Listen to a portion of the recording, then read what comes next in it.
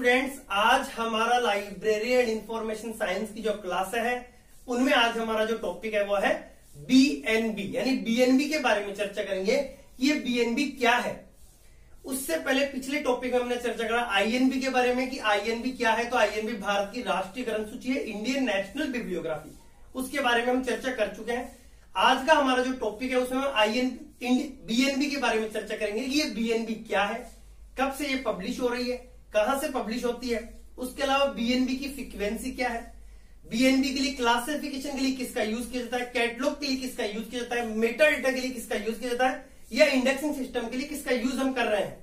उसके अलावा बीएनबी की इलेक्ट्रॉनिक वर्जन कब से प्रारंभ हुआ, इनके बारे में विस्तार से चर्चा करेंगे इस टॉपिक में।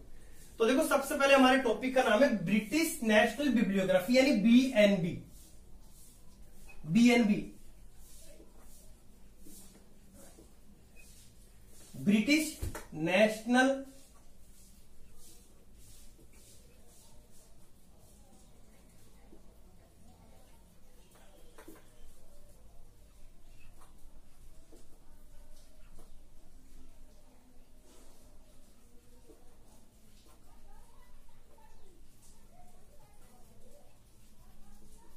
नेशनल बिब्लियोग्राफी यानी बीएनबी। ठीक है, बीएनबी इसकी शॉर्ट में हम इसे बोलते हैं बीएनबी यानी British national bibliography.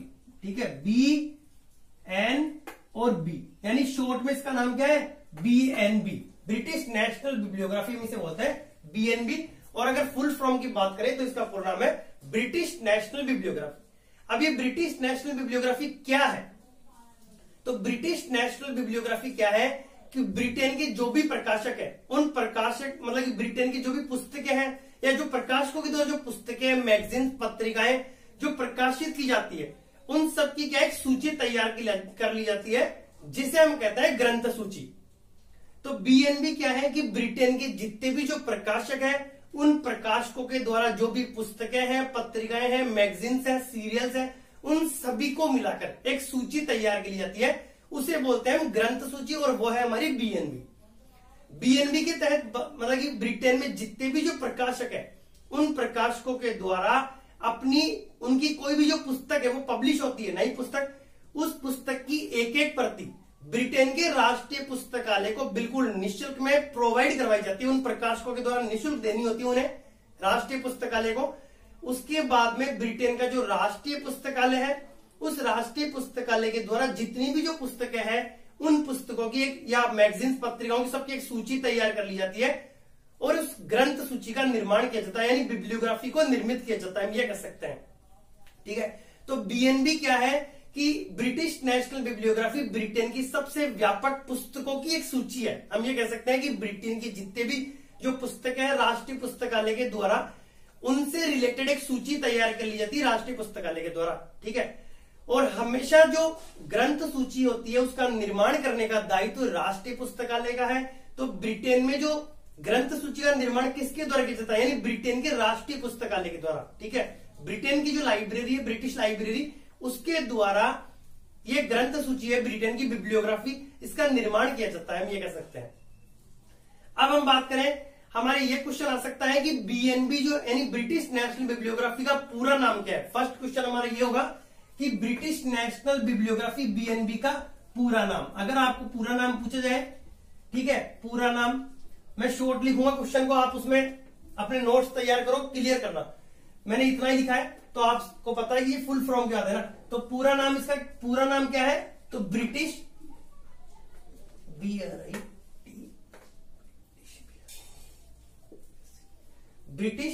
National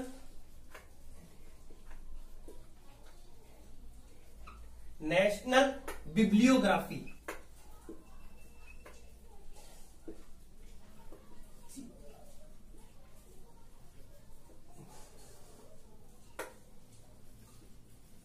British national bibliography यानी बीएनबी की अगर हम फुल फॉर्म की बात करें तो इसका पूरा नाम होता है ब्रिटिश नेशनल बिब्लियोग्राफी।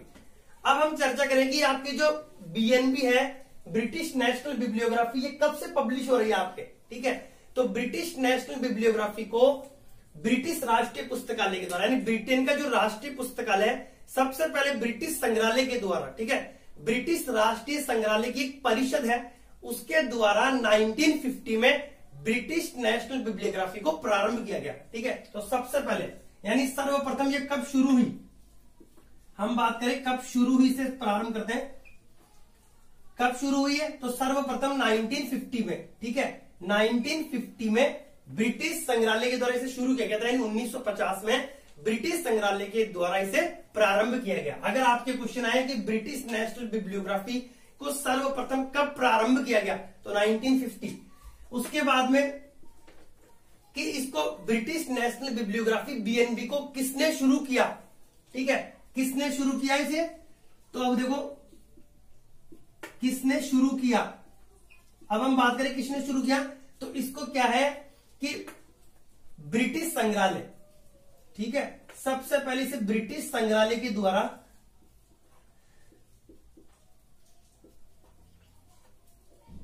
सबसे पहले इसे ब्रिटिश संग्रहालय के द्वारा, ब्रिटिश संग्रहालय की एक परिषद है ना, ब्रिटिश संग्रहालय की एक परिषद के द्वारा सबसे पहले से किसने शुरू किया। अगर हम बात करें कि सबसे पहले से किसने शुरू किया, तो इसको सबसे पहले किसने प्रारंभ किया, तो इसे शुरू किया था ब्रिटिश राष्ट्रीय पुस्तकालय, ब्रिटिश राष्ट्रीय पुस्तकालय की एक परिषद ने। ठीक है, ब्रिटिश राष्ट्रीय पुस्तकालय की एक परिषद के द्वारा इसे सर्वप्रथम शुरू किया गया था ब्रिटिश नेशनल बिब्लियोग्राफी को 1950 में। अब हम बात करें, अगर आपको पूछा जाए कि अब मैं इसको अगर दोबारा से बताऊं कि देखो ब्रिटिश नेशनल बिब्लियोग्राफी जो ग्रंथ सूची है उसको सबसे पहले ब्रिटिश राष्ट्रीय पुस्तकालय की एक परिषद थी, उस परिषद के संपादक थे एजे वेल्स, उनके द्वारा ब्रिटिश नेशनल बिब्लियोग्राफी को सर्वप्रथम शुरू किया गया। तो ये हो गया कब शुरू हुआ, 1950 में। किसने शुरू किया, ब्रिटिश राष्ट्रीय पुस्तकालय की परिषद है, और उस परिषद मतलब कि बीएनबी का संपादन किसने किया। ठीक है, इसको संपादित किसने किया, इसको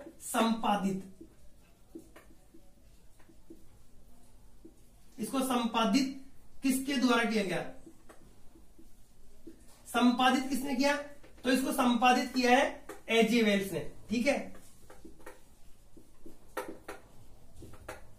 एजे वेल्स के द्वारा ब्रिटिश नेशनल बिब्लियोग्राफी जो थी उसको संपादित किया गया और शुरुआत की गई ब्रिटिश राष्ट्रीय पुस्तकालय के द्वारा, यानी बीएनबी को सर्वप्रथम प्रारंभ किया गया।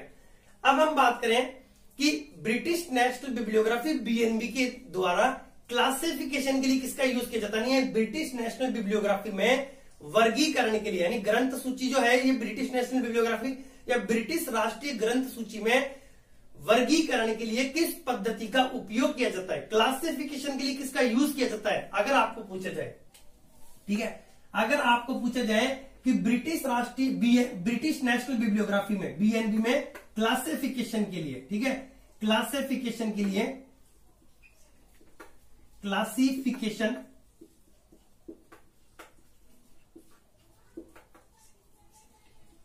ठीक है, क्लासिफिकेशन यानी बीएनबी में बीएनबी में, ठीक है, बीएनबी में क्लासिफिकेशन के लिए किसका यूज किया जाता है, किसका उपयोग किया जाता है, बीएनबी में क्लासिफिकेशन के लिए किस पद्धति का उपयोग किया जाता है, किस पद्धति,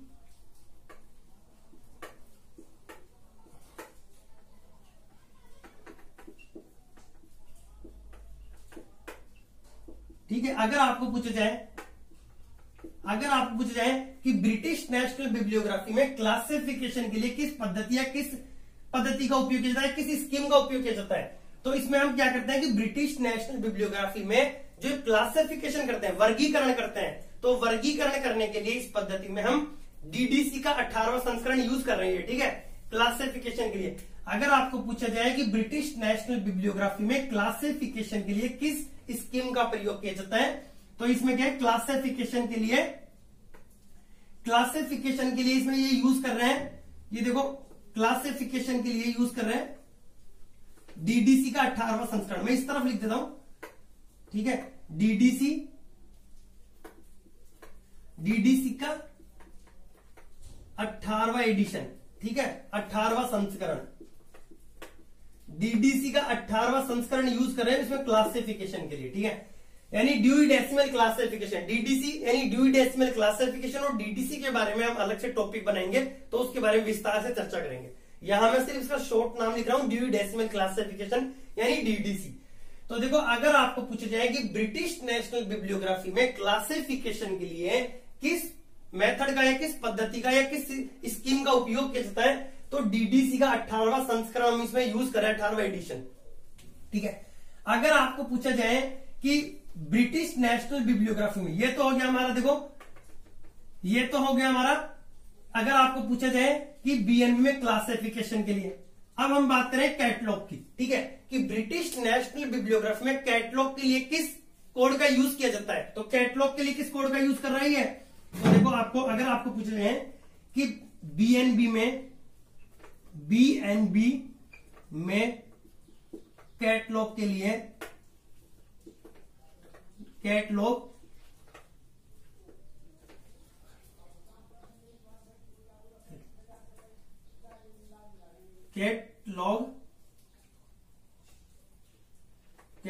के लिए, ठीक है, बीएनबी में कैटलॉग के लिए किसका यूज, किस कोड का यूज किया जाता है, बीएनबी में कैटलॉग,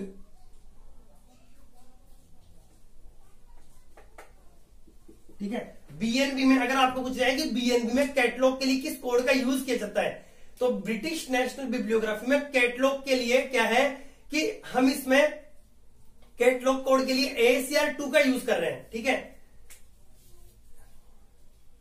कि अगर आपको पूछा है कि ब्रिटिश नेशनल बिब्लियोग्राफी में कैटलॉग के लिए किस कोड का यूज किया जा रहा है, तो कैटलॉग के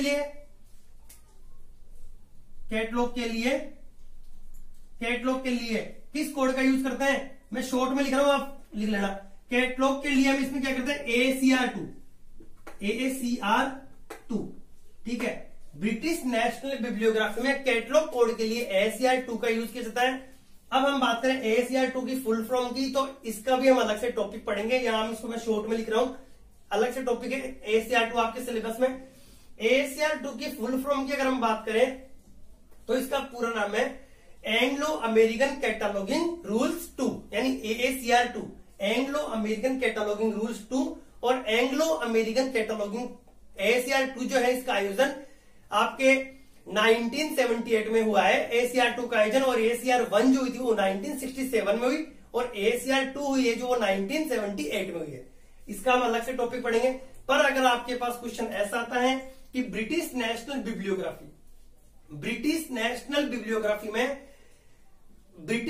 बिब्लियोग्राफी में कैटलॉग कोड के लिए किस कोड का यूज किया जाता है, कैटलॉग के लिए किस कोड का यूज किया जा रहा है, किसका उपयोग करते हैं, तो अपन कैटलॉग के लिए इसमें यानी सूचीकरण करने के लिए, मैं ये बोल सकता हूं हिंदी में अगर हम बात करें तो इसे हम बोलेंगे कि ब्रिटिश नेशनल बिब्लियोग्राफी में सूचीकरण करने के लिए किस कोड का या किस पद्धति का उपयोग किया जाता है, तो सूचीकरण के लिए हम इसमें AACR2 यूज करते हैं, ठीक है।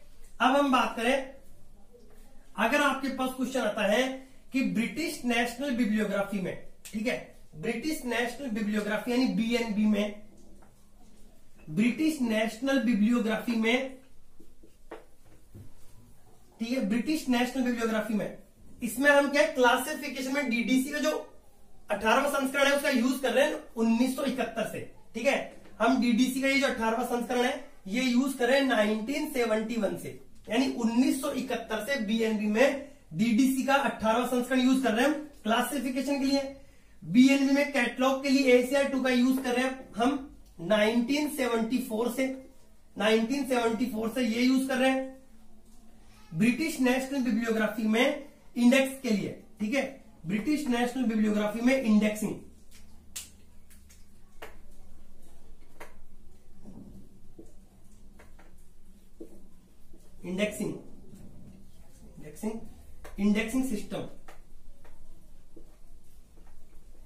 सिस्टम के लिए, ठीक है, ब्रिटिश नेशनल बिब्लियोग्राफी में इंडेक्सिंग सिस्टम के लिए किसका यूज किया जाता है, तो इंडेक्सिंग सिस्टम के लिए इसमें क्या है कि पैसेज जो पद्धति है उस पैसेज इंडेक्सिंग सिस्टम, यानी पैसेज क्या है कि एक अनुक्रमणीकरण प्रणाली है या एक इंडेक्सिंग सिस्टम है जिसका यूज हम करते हैं इसमें अनुक्रमणीकरण के लिए, इंडेक्सिंग के लिए। अगर आपको पूछा जाए कि ब्रिटिश नेशनल बिब्लियोग्राफी में इंडेक्सिंग सिस्टम के लिए किस मेथड का यूज किया जाता है, किस पद्धति का उपयोग किया जाता है, तो आपको बताना है पैसिस। ठीक है, इसका भी क्या है, हम अलग से टॉपिक पढ़ेंगे, हमारा अलग टॉपिक है इंडेक्सिंग सिस्टम का, उसमें हमारा ये हम इसे डिटेल से पढ़ेंगे पूरा। यहां मैं इसका आपको थोड़ा शॉर्ट में बता रहा हूं पैसिस के बारे में।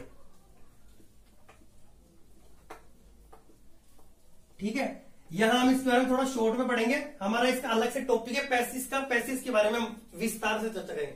अगर मैं आपको बताना चाहूं, देखो थोड़ा बहुत, तो पैसिस की अगर फुल फॉर्म की बात करें तो इसका पूरा होता है प्रिजर्व, ठीक है, प्रिजर्व कॉन्टेक्स्ट इंडेक्स सिस्टम। ठीक है, इसकी जो पूरे नाम की फुल फॉर्म की बात करें तो प्रिजर्व्ड, ठीक है, प्रिजर्व्ड कॉन्टेक्स्ट इंडेक्स सिस्टम ये होता है। और पैसिस की शुरुआत आपके 1969 में, वो 1969 में, सॉरी 1969 में डेरिक ऑस्टिन के द्वारा पैसिस को प्रारंभ किया गया था। ठीक है, अलग से टॉपिक हम पढ़ेंगे, पर मैं थोड़ा बहुत बता दूं। अगर आपके पास क्वेश्चन ऐसा आता है कि ब्रिटिश नेशनल बिब्लियोग्राफी में इंडेक्सिंग सिस्टम के लिए किसका यूज किया था, पैसिस का। पैसिस की शुरुआत डेरिक ऑस्टिन के द्वारा 1969 में की गई थी। और ये क्या है, इंडेक्सिंग सिस्टम है, पद्धति है, अनुक्रमणीकरण प्रणाली हम हिंदी में से ये कह सकते हैं। तो हम इसके बारे में विस्तार चर्चा करेंगे। यहां में केवल इसके अकॉर्डिंग जो हमारा टॉपिक है उसके अकॉर्डिंग मैं आपको बता रहा हूं। अब आपके पास अगला क्वेश्चन यह आ सकता है कि BNB यानी ब्रिटिश नेशनल बिब्लियोग्राफी, ठीक है, BNB में, ब्रिटिश नेशनल बिब्लियोग्राफी में सब्जेक्ट हेडिंग,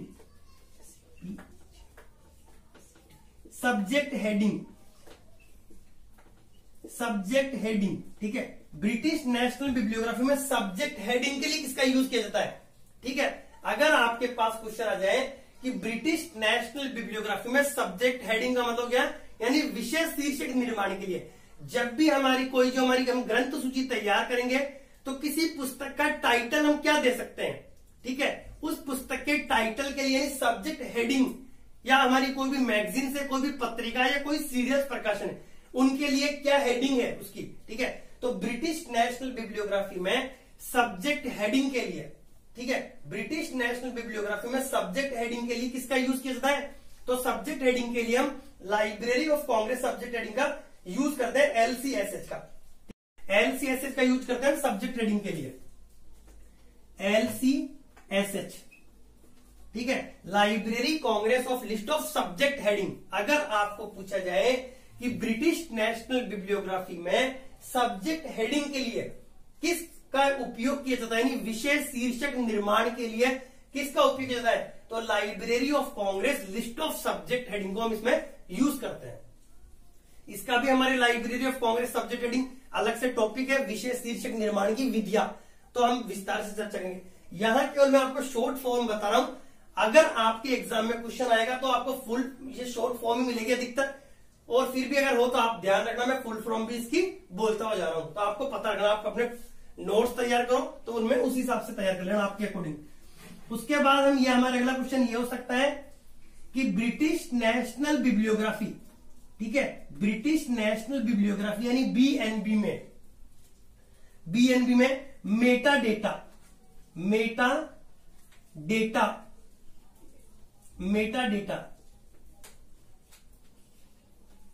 ठीक है, ब्रिटिश नेशनल बिब्लियोग्राफी में मेटा डेटा के लिए किसका यूज किया जाता है, मेटा डेटा के लिए किसका यूज करेंगे, तो मेटा डेटा के लिए हम इसमें यूज करते हैं मार्क 21।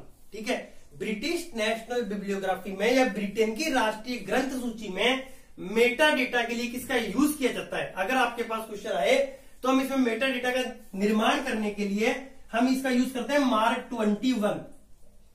ठीक है, हम इसका यूज करते हैं मार्क 21।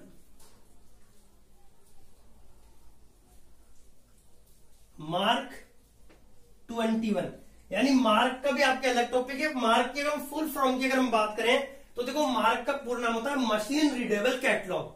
ठीक है, मार्क क्या है, आपके पास क्वेश्चन आएगा कि ब्रिटिश नेशनल बिब्लियोग्राफी BNB में मेटा डेटा के लिए किसका यूज किया जाता है, तो मार्क 21 का यूज करते हैं।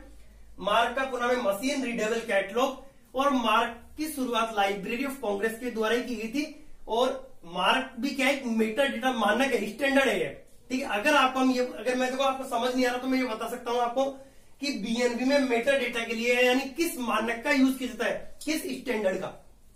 ठीक है, ब्रिटिश नेशनल बिब्लियोग्राफी में मेटा डेटा मानक, किस मेटा डेटा मानक का, ब्रिटिश नेशनल बिब्लियोग्राफी में किस मेटा डेटा मानक का, ठीक है, किस मेटा डेटा मानक का यूज किया जाता है, स्टैंडर्ड है ये मार्क 21 का हम इसमें यूज करते हैं।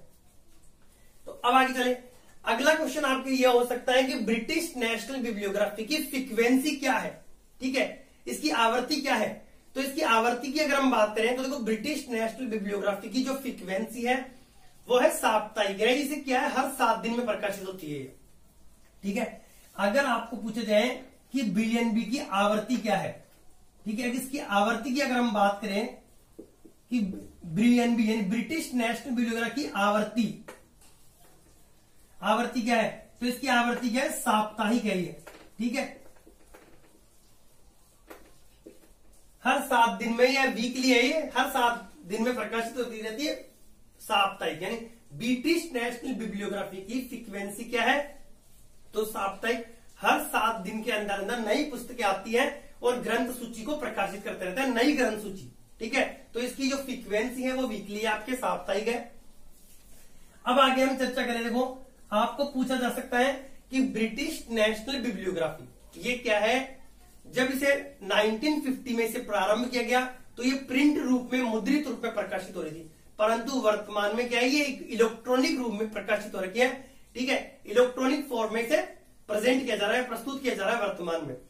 तो अगर आपको पूछा जाए कि ब्रिटिश नेशनल बिब्लियोग्राफी को इलेक्ट्रॉनिक रूप में कब परिवर्तित किया गया, यानी कब से इसका इलेक्ट्रॉनिक वर्जन आ रहा है, तो इसका जो इलेक्ट्रॉनिक वर्जन है वो 2003 से इसे इलेक्ट्रॉनिक वर्जन आ रहा है, यानी इलेक्ट्रॉनिक रूप में। तो बीएनबी का इलेक्ट्रॉनिक स्वरूप, ठीक है, इलेक्ट्रॉनिक स्वरूप में कब से आ रही है ना,